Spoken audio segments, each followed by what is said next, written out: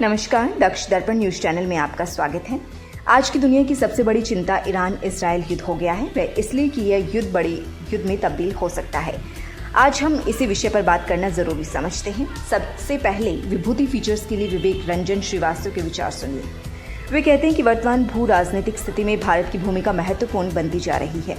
दुनिया लंबे खींचते रूस यूक्रेन युद्ध संकट के बीच ईरान इजराइल संघर्ष का हालिया तनाव झेल रही है। ईरान और इजराइल के बीच तनाव चरम पर है, जो विश्व युद्ध की ओर बढ़ सकता है। इजराइल ने 13 जून 2025 को ईरान के परमाणु और सैन्य ठिकानों, विशेष रूप से तेहरान, इस्फहान और फोर्डो में हवाई हमले किए, जिसमें 138 से अधिक लोग मारे गए और ईरान की सबसे बड़ी गैस फील्ड साइट पर उत्पादन रुक गया। जवाब में ईरान ने ऑपरेशन टू प्रॉमिस 3 के तहत 150 से ज्यादा ब्लैकलिस्ट मिसाइल इजराइल के रिहायशी इलाकों में चला दी हैं।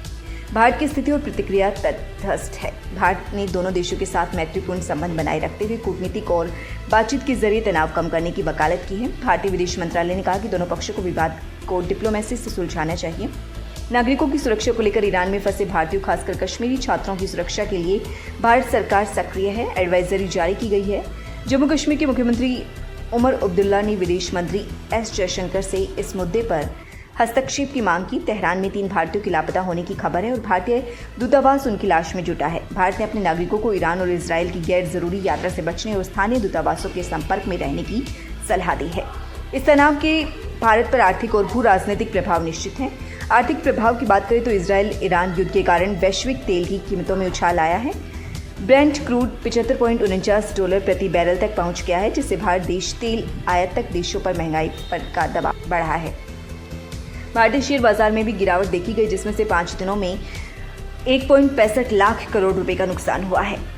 भारत के लिए दोनों देशों के साथ संतुलन बनाना चुनौतीपूर्ण है। इजराइल भारत का रक्षा और तकनीकी साझेदार है, जबकि ईरान से हमारे तेल और चाबहार बंदरगाह जैसे रणनीतिक हित जुड़े हैं।